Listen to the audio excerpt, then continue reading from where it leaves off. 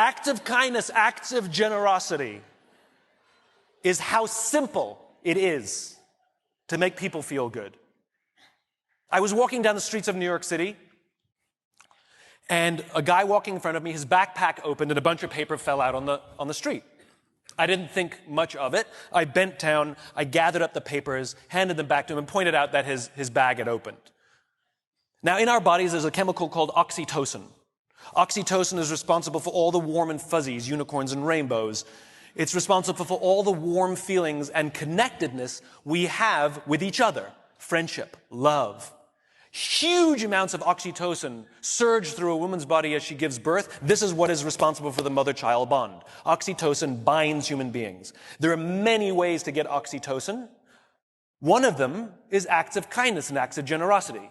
It feels good when we do something nice for someone. It feels good when someone does something nice for us. On this particular day, I did something for someone with no expectation of anything in return.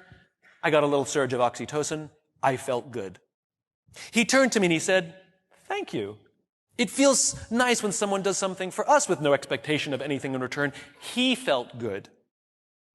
I walked to the end of the street. I'm waiting to cross the street. And a total stranger who happened to be standing next to me said, "I saw what you did back there. That was really cool." As it turns out, witnessing an act of generosity releases oxytocin, and he felt good. And the best part about oxytocin is the more oxytocin we have in our bodies, the more generous we become. It is Mother Nature's way of trying desperately to get us to look after each other.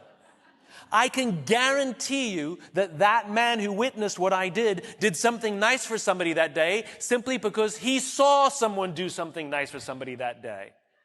So what if we commit to do something nice for someone with no expectation of anything in return? Imagine what happens at work. Imagine what happens at home. Imagine what happens with our friends. But it must be genuine.